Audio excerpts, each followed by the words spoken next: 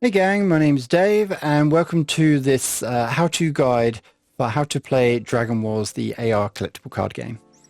So we're going to go over the basic rules for how to play a 1 to 2 player game. If you do have your instruction sheet, this is all explained within there, and including the card layout here.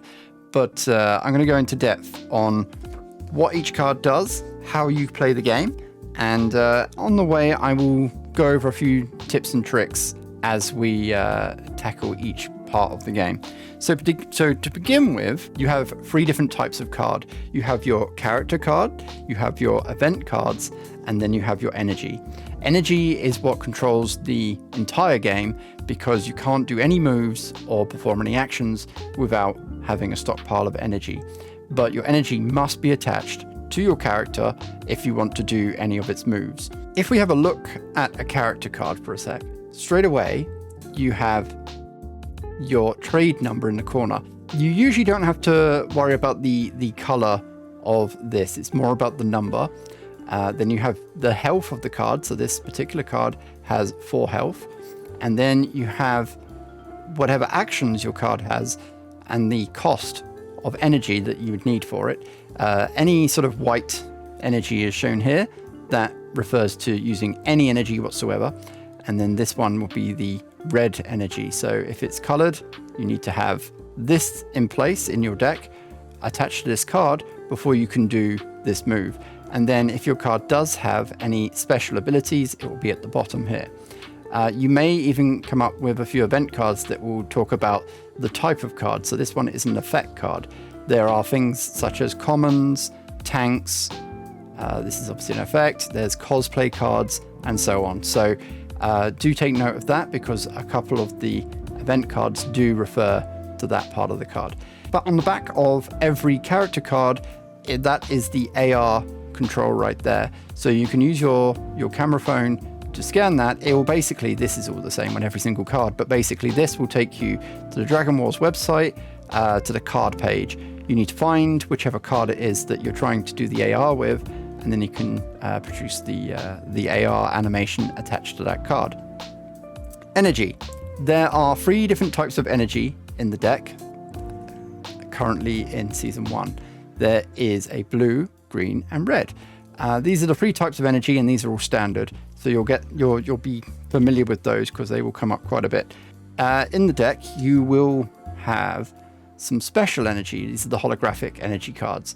And so if you do pick up one of these, they have special abilities, and notice they do have a 2 in the corner, denoting that they are worth more than a 1. Okay. On the back of the energy cards is your damage cards. This is how you keep track of your character's health during the game. So once you've used your attack, you hand that over to your opponent and turn it over.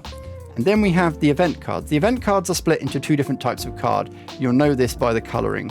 So on the left here, we have what is an arena card. It'll say on the top there.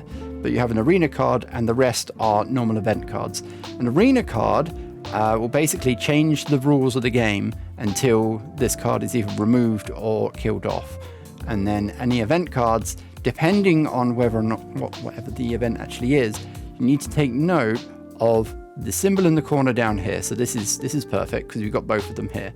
This recycle symbol here basically means once the card is used, it goes back into the deck, and a 1 denotes that you can only use it once. So once it's used, it goes into your discard pile and you don't use it anymore. So to start a game, you deal out 10 face-up character cards in front of you and your opponent. The things you want to take note of at this phase is the number in the top corner. The color does not matter. We're just looking at the actual number.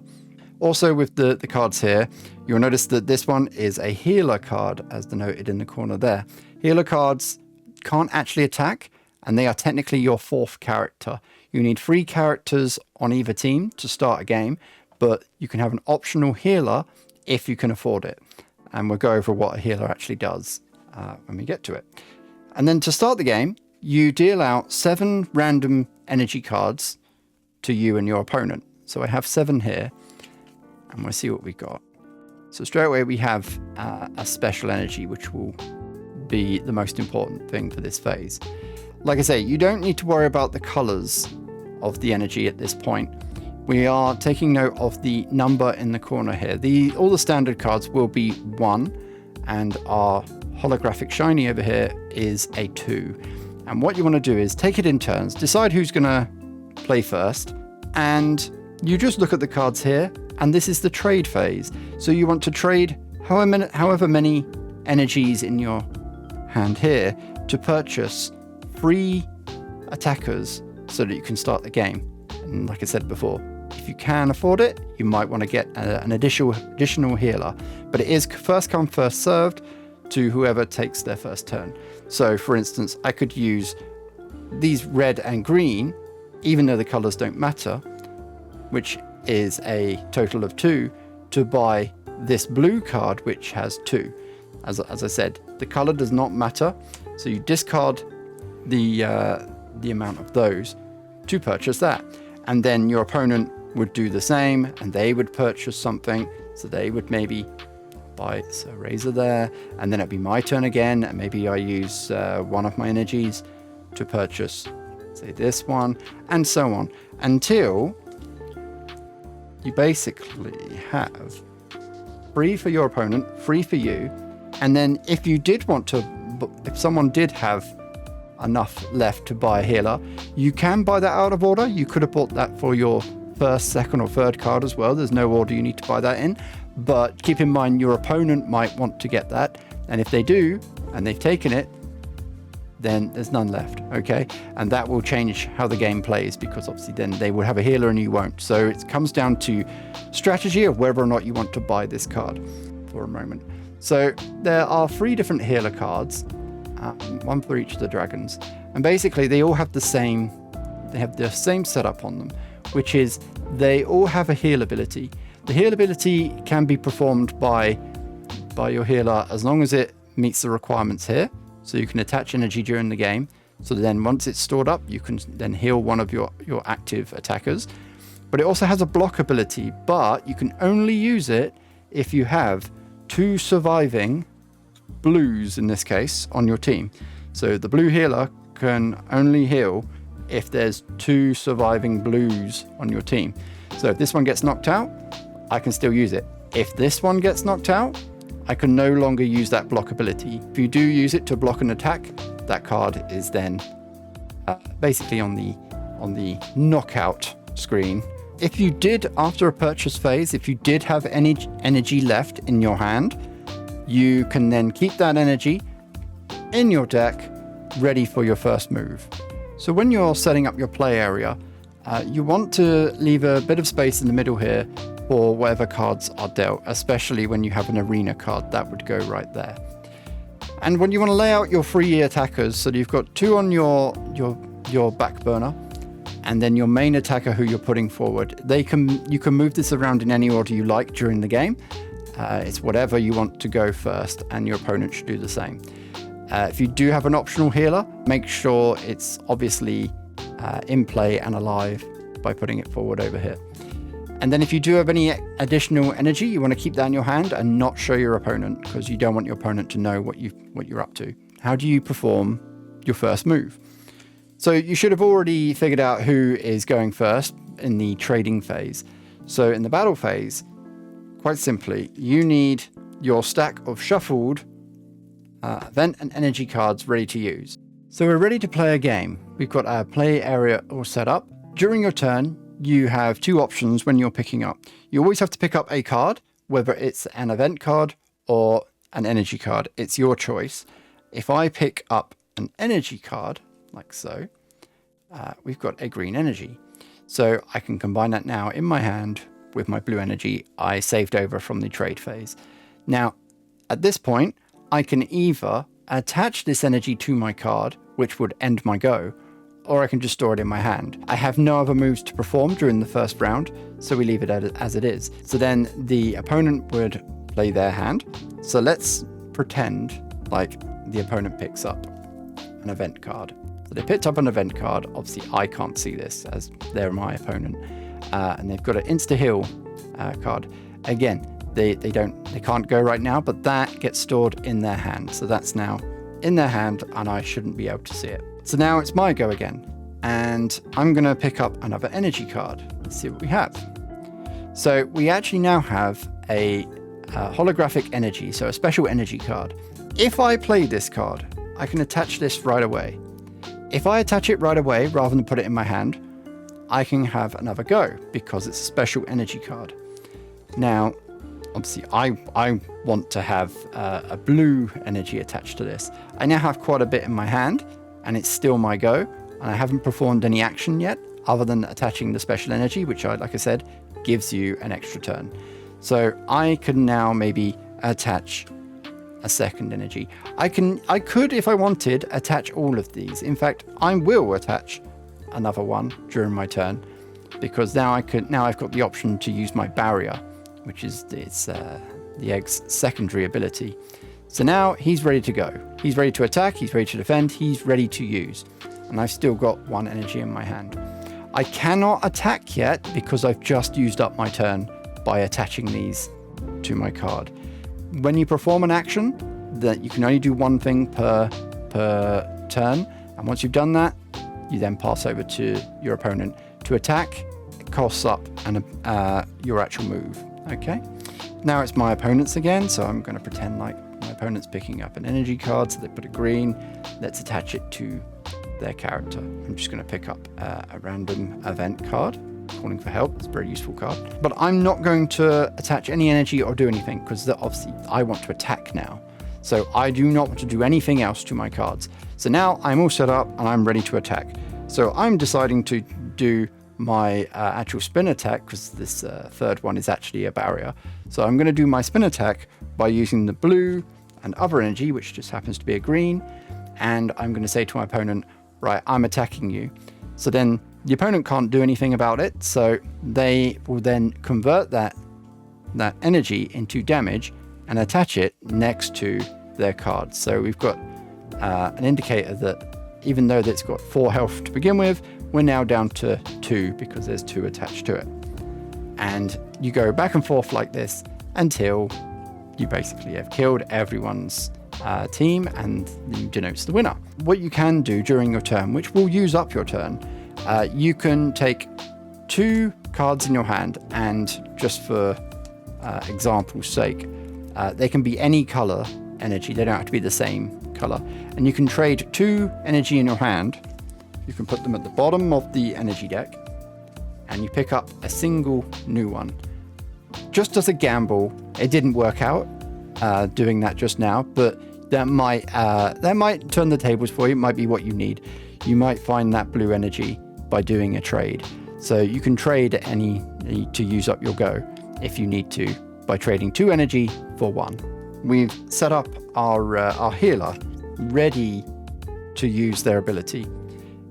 The healing works the same way as an attack, in the way that you have to wait for your turn, because attaching that to the card is your move for that turn. So once it's your go, you've picked up a new card, you have not played that card, and now you've got some damage on your character and you want to heal it. So let's pretend like we've got 2 damage to our egg character right here. So we've got 2 damage on our egg character. It's my turn now, and I can use my 2 here to heal this card, and in doing so, we take all this energy and we put it at the bottom of the deck. Right, let's make up a scenario like your opponent is about to attack you. We've got our character here with 4 health, and it's got 2 damage. We've got our opponent over here. They are ready to use their ability to attack us with 2, and it's their go. So let's say they're now attacking us with 2. That's 4 for our character. Our character can't do anything about it, so that's this one knocked out. When our character is knocked out, we turn it over. You choose your next character to go in. So we've moved on to the next character. The leftover energy goes back into the mix, and then we shuffle the cards. After a character gets removed from the game, always shuffle the cards to keep the sequence of energy a bit more random. Okay, let's talk about the event cards. So let's start with the first one. So we have an arena card. When you place an arena card during your turn, you basically put it in the middle of the play area so we both can see what the new effect is. An arena card changes the rules of the game. Some things are quite drastic, some of them are quite simple. This particular one is the shooting gallery, which basically says all shooter cards deal 1 extra damage. So if you take this card, for instance, the sheriff, you see in the bottom corner, he's got the thing there for shooter. So this would affect him. So if you did this maneuver, it would still cost the same amount of energy, but it would do 1 extra damage. Or if this bottom one down here, that would do 5. So that could literally kill any card in the game with 1 hit. If you do come up with an event card which has a number in the corner, you would attach your energy to this card in order to destroy it on your turn. You may have 4 energy currently in your hand. You can drop it all on there in one go, and that would just remove it straight away. But that only applies to arena cards which actually have health attached to them. When playing arena cards, if you have an arena card already in play and you're playing a new one, that is an easy way to remove it. So if this was the other way around, rather than putting energy on this card to remove it, you could just use another another arena card to disregard what's happening underneath it. So the rest of the event cards are event cards. They are purple at the bottom. You'll know the difference because those ones are red. These ones you can hold in your hand till you need to use them. And as I said earlier, take note of the icon in the corner. It will tell you whether or not you recycle it, which is this one here. So once it's used, it goes back into the bottom of the deck. Or if it's got a number 1, which means it only gets used once and then it gets discarded from the game. And a decoy. A decoy is one of those cards which does have a health attached to it. So when you use a decoy, you put it in place of your card. Your opponent has to remove this card by destroying it before you can move on to start attacking your next card. And when you do that, say if you damage this with 5, let's say, your leftover 2 damage would not spill over. And that's basically the game. Let's go over how to get the best use out of your AR functionality. A lot of the time you're going to end up with glare, such as what you're seeing here. Keeping in mind that the filters, when they're trying to load the animations, they're looking for the particular artwork on the front of the card. So try to avoid glare as much as possible when you're filming the card. The easiest way to find the particular filter you need, you can just scan the QR code on the back, but that will just take you, all the cards are the same, and they will take you to the DragonWars website for the cards page, where again you've got to look up the actual cards you've got. The easier solution is to go to the DragonWars AR Instagram page, and it doesn't always appear, which is really quite annoying, but there is a filters tab right here, so right there, and within the filters tab are all the different animations available, and you can just scroll down here and look for the card that you need. The only one that isn't on this list is the gold card. For that you need to go via the website. So here we have the animation we want. We go to try, and then I'm just going to put this in front here. So once it's loaded, it will be looking for the card. Once it's found it, it should be fairly stable as long as there's no glare. I'll try and get some glare to see if I can break it. See, it should be quite forgiving even with a little bit of glare, and that's very much true for the holographic cards as well, because the holographic cards obviously shine all over the place. But once it's loaded, it should be fairly forgiving, and I can almost remove the actual graphic and it will track it very well, considering. And from there you can film this and share it to your social media if you like. But there you go. Every single card has some sort of character attached to it, and that's how you use it. If you're not seeing the filters tab, that sometimes can happen. Make sure you've updated your Instagram and are using a fairly modern phone. I mean, my phone isn't particularly modern, but it still runs everything fine. There are situations where sometimes it just won't load. You can even get to the right filter and it just won't download correctly. So just keep trying. It usually does work eventually, but I know that there are some bugs on certain handsets, but it should run. And like I say, we want to discontinue using Instagram's filter system because apparently they're discontinuing it in January. So we want to basically have full control over it. So we're trying to build our own app at the moment. But there you go. Enjoy.